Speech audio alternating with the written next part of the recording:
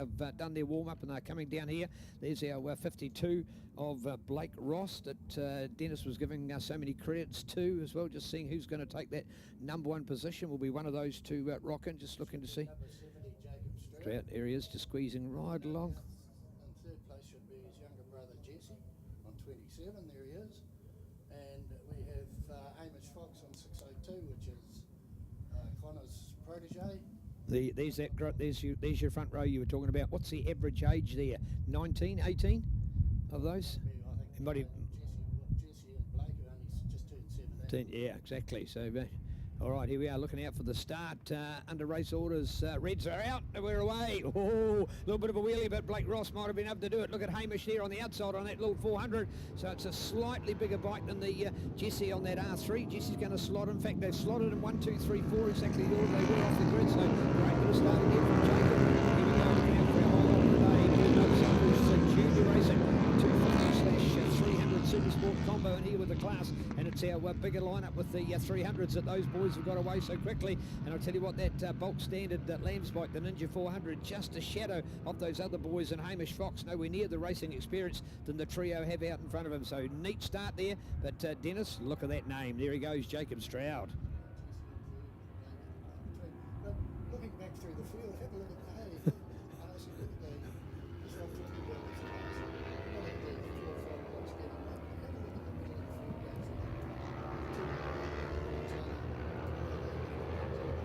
Here it is, and that slipstream examples that we're going to talk about as well. And of course, none of them want to be last. They won't worry about the guys that are out front. They'll know the experience that they've got. But this is where our future of our sport is. And I talked before about an average age of the top 4 in the front. I tell you what, right across this entire class would have an average age in the 20s as well. So very prosperous to see. Boyd Motorcycles bringing us the Kawasaki Series Round 1 with the Hamilton Motorcycle Club, 70, 52, 27 and 692. So no changes there at the moment. The same awesome foursome to lead them. And look at that, Dennis already started to make a bit of a break on the rest of the field.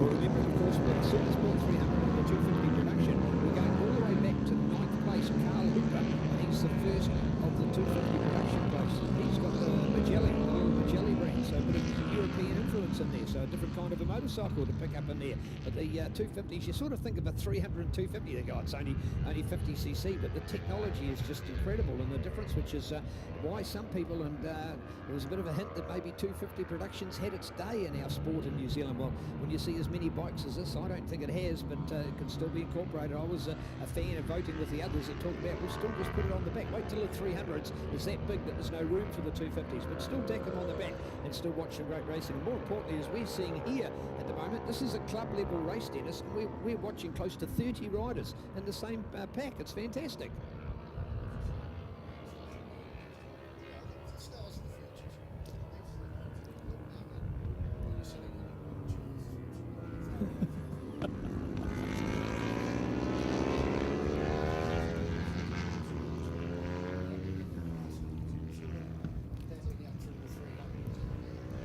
What do you love about this top trio, folks? Why? You've got a KTM, a Yamaha, and a KTM Kawasaki and a Yamaha. So 3 different brands. So there you go. That's just showing you that there's not one top here on this club. We're using the club circuit. For those that have been here to Taupo, think of NZSBK. We go right down past the old club rooms and then come way along the straight. No, we're just cutting across because, believe it or not, here today, the Taupo Car Club have got a car club meeting on the other part of the track. So we've actually got 2 different parts of motorcycle, or motorsport here today, with the cars on the top end on the old original club circuit and the new club circuit down here at the administration end of this fantastic Bruce McLaren Motorsport Park.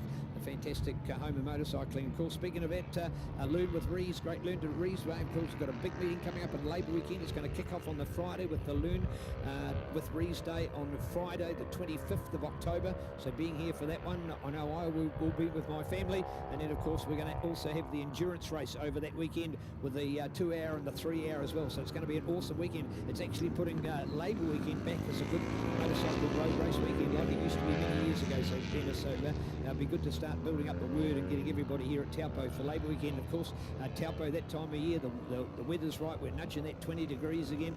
Looking good for a late spring, early summer, I'm sure, again. So bring it on with Labour Weekend and Friday the 25th, and learn with Rees here at Bruce McLaren Motorsport Park. As Dennis has been watching the racing, bit of a dice, could have been a change there, Dennis.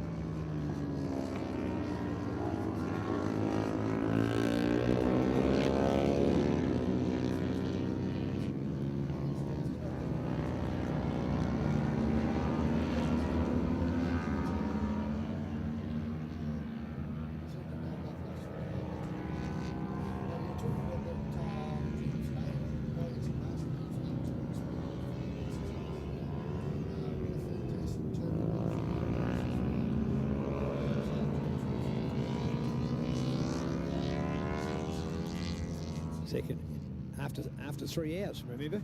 Yeah.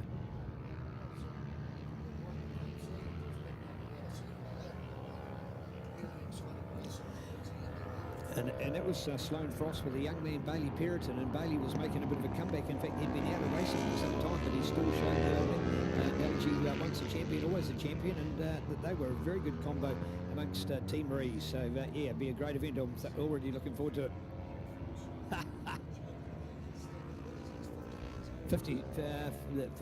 52 this year, I think. Yeah. What an ace. Yeah. Had the privilege of catching up with them on the phone. Of course, young Damon's gone over to be a spectator at the Isle of Man. People are saying, oh, he's gone to the Isle of Man. Now he's only going to be a spectator, but that's good to see. And along with lovely partner Talia, bit of a scenic look around Douglas, and they also got down to London town.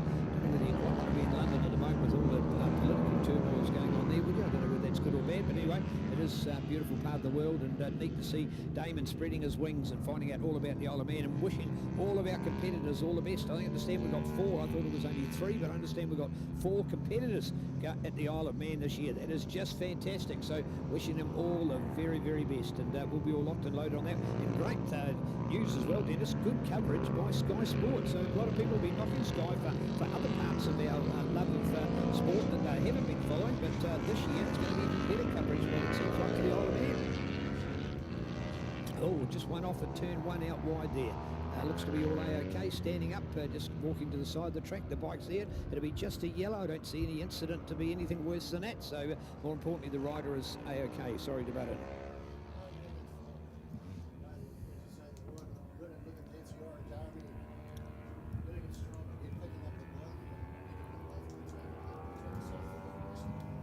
Yeah, indeed. All right, so the big battle is on, folks. Now, what had gone on in the dicing that we were seeing before was the fact that it was actually, I think, Jacob that had made a mistake over here on turn 5. And what we then saw was Jesse Blake Ross. Blake nearly got his nose in front, and then Jesse, the two of them went side by side. It was Jacob who was further back, and he's continued just to drop off the pace here. Maybe it was mechanical, I'm not sure, but he's still in third all the same. Jesse that's now got the advantage, and he's got Blake with him here as they start to catch up to some of the other back markers, and are carving you. Oh man, one of the boys went one side of the back marker, the other one went the other, and the salami and the sandwich and down to the checkered flag, and we're going to come down here for a tight finish. And look at that, I think it's Blake. Did Blake make it? Oh wow. Excuse me.